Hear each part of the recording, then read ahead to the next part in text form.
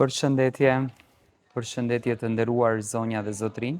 përshëndetje të dashur miq, ja ku po ritakohemi sërish me mua Tirona Lilin, në këto orë të para të mëngjesit për të ndarë videon e radhës dhe për të komentuar mbi lëvizjen e jetës së artistëve shqiptar. Ditën e sotme, apo këtë mëngjes, kam menduar, më falni, që t'ja kushtoj personazhit i cili vitin e kaluar na bëri të gjithë ta duam, na bëri të gjithë ta duar trokasim, na pasionoi të gjithëve, do me thënë të gjithë e kishim mendjen se çfarë bën Gjesti, ku është Gjesti, si po shkon jeta e Gjestit, çfarë kemi të re diçka nga Gjesti. Por, pas situatës që ndodhi, do me thënë, që Gjesti humbi gjën më të çmuar në jetë, humbi vëllaun e tij, humbi dhuratën më të bukur që Zoti ta fal, ashtu Zoti kishte vendosur dhe ashtu duhet pranuar. Gjesti pati një rikthim në skenën artistike, por një gjest krejtësisht ndryshe. Një gjest më shumë i lidhur me familjen e tij, një gjest më shumë i respektueshëm për veten e tij, do me thënë një gjest që respekton më shumë veten, dhe një gjest i rritur më shumë mendërisht. Do me thënë një gjest i cili nga vdekja e vllaut të tij ka arritur ta kupton botën ndryshe, ndoshta një sy që ne nuk arrim ta shohim. Gjesti në intervistën e dhënë për televizionin Top Channel për Goca dhe Gra, do me thënë Gjesti i qëndroi besnik atij televizioni, ai televizion që ja dha fitoren e Big Brotherit, Gjesti ja dha intervistën e tij të parë. Gjesti ka treguar që ka kaluar një sër dinamikash në jetën e tij pas humbjes së vllaut të tij Eldionit. Unë mendoj që Gjestit nuk ju dha mundësia që ta shijonte atë fitore që realisht e fitoi me djers, sepse është i vetmi banor që qëndroi 8 muaj me radhë brenda shtëpisë së Big Brotherit, do me thënë sakrifikoi për atë çmim dhe nuk ishte një çmim i kot, ashtu siç e quanin të tjerët, sepse për ta komentuar një personazhin, për ta analizuar një personazhin dhe do me thënë për t'i vënë nofka një personazhit, duhet të ulemi edhe të analizojmë komplet sakrificën që ai personazh ka bërë dhe në këtë rast Gjesti bëri një sakrificë goxha të madhe për ta fituar atë çmim, do me thënë e dha gjysmën e shpirtit të tij, u largua 8 muaj nga familja e tij, vetëm e vetëm që t'i siguronte familjes të vet një të ardhme pak më të mirë, sepse në jetën e tij, në atë rrugtimin e tij të jetës, Gjesti ka treguar vetëm vështirësi. Por Zoti është ai i cili sprovon njerëzit që i do, sepse unë besoj në këtë gjë, dhe sprovoi edhe një herë, edhe më fort Gjestin, që ndoshta Gjesti arriti ta kupton që as paraja nuk ka vlerë, as asgjë nuk ka vlerë me njeriun, me vlerën e njeriut dhe me dashurinë që njeriu e dhuron në këtë univers.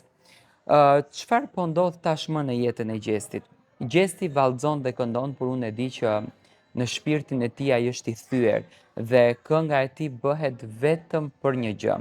vetëm për ëngjëllin e tij. Por ashtu siç edhe kanë thënë, ashtu siç edhe shumë familje në fakt e kanë përjetuar, familja Kelmendi nuk janë as të parët as të fundit që po përjetojnë një dramë të këtillë, një dhimbje të madhe, jeta do të vazhdon dhe këto ditë e ka patur ditëlindjen gjëja më e çmuar që Gjesti ka në jetë, motra e tij Blerina.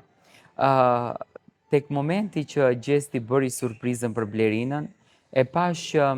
përpos që kish një dashuri shumë të madhe për njëri tjetrin, edhe në Big Brother, do me thënë Gjesti ka folur shumë për Blerinën, ka folur shumë për Eldionin, ka folur për ëndrat e Blerinës, për dëshirat e Blerinës, për atë se Blerina çfarë dëshiron të bën, por njëkohësisht ka folur edhe me shumë emocion për Eldionin. Por në natën e ditëlindjes së saj, Gjesti kishte përgatitur një diçka shumë glamur. Do me thënë, me mënyrën e Gjestit, ai kishte bërë që Blerina të surprizohet në mënyrën më të bukur nga vëllau i saj. Por Blerina merr aq shumë dashuri jo vetëm nga Gjesti, po merr dashuri edhe nga Vjera. Do me thënë, kemi arritur ta kuptojmë që Blerina është fejuar. Familja Kelmendi, siç duket me vullnetin e tyre, po i mbyll ditët e vështira dhe don të bën një ditë të bukur. Blerina ka ndarë zemrën e saj me një person të cilin nuk ka dashur që ta publikon, do me thënë kush është personi në fjalë, por nga video që ajo ka nxjerrur në Snapchat, sepse Blerina ka mbyllur të gjitha rrjetet sociale, përveç Snapchatit, ajo duket shumë e lumtur, shumë e gëzuar dhe shumë e përmbushur, sikur kjo dashuri ja ka kthyer sadopak buzëqeshjen, ë. Aty ku muzika ja kthen gjestit buzëqeshjen, aty dhe kjo dashuri ja ka kthyer Blerinës buzëqeshjen dhe më e bukura në këtë mes, do me thënë vjera e saj, nuk e kishte haruar ditëlindjen e nuses së vet. Këtë video që ju po e shikoni është një dhuratë që vjera ja ka bërë një surprizë të bukur Blerinës, duke i dërguar një torta me zemër të kuqe në shtëpinë e saj dhe një buket me balona me zemër në shenjë respektit të ditëlindjes. Blerina duke që është shumë e lumtur, duke që është shumë e gëzuar, duke që është shumë e përmbushur shpirtërisht, edhe pse në festa loti pikon, por duke që kjo familje rezaton vërtet një dashuri. Dhe sinqerisht, unë me zemër të thyer, por jam i lumtur që e shoh gjestin që është mirë, që është i gëzuar, që po punon, që po sillën projekte. Jam i lumtur që Blerina, motra e tij, që tashmë u bë shumë e dashur për publikun, sepse vetë mënyra e famës së vllaut të saj e bëri që të jetë aktive në rrjetet sociale. Uroj me zemër që gjithmonë t'ju shkojnë ditët kështu të bukura, edhe pse ka një ëngjëll në qiell, por ne besojmë që ato janë pranë nesh edhe një ditë duam ne, s'duam ne, ato do t'i takojmë. Dhe në këtë rast ne duam t'i takojmë, do me thënë, ne jetojmë me faktin që do t'i takojmë një ditë. Këtë vit, si që duke, do të kemi një dasëm në familjen Kelmendi. Blerina do të del nuse, ajo ka postuar dikur edhe një fotografi me fustanin e bardhë, që po bënte provën, do me thënë, të fustanit. Kështu që kemi shumë gjëra të bukura tek gjesti, por doja të veçoj këtë momentin se sa dashuri të madhe Blerina merr edhe familja i japin në këto ditë të veçanta, në këto ditë të bukura të ditëlindjes. Unë i preferoj njerëzit të cilët janë njerëz manifestues, si manifestojnë arritjet e tyre, ditëlindjet e tyre, festat e tyre, sepse nuk ka gjë më të bukur se sa të bësh një dhuratë kaq të mirë ndaj një personi që ti e ke shumë të çmuar në jetë. Do me thënë, gjesti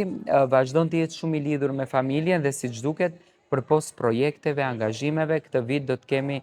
tek gjesti edhe dhurata të bukura që janë dhurata që mund të jenë videoklipe, këngë, por edhe një dasëm fantastike në familjen Kelmendi. Unë ju uroj të gjithëve që ta ndjekim gjestin, ta duam gjestin, ta mbështesim dhe ju vazhdoni të më ndiqni me subscribe në platformat e mia digjitale për të komentuar bashkarisht rreth ngjarjeve më të fundit të çifteve apo të showbizit, artistëve në përgjithësi. Unë ju përshëndes dhe takohemi pas pak orësh.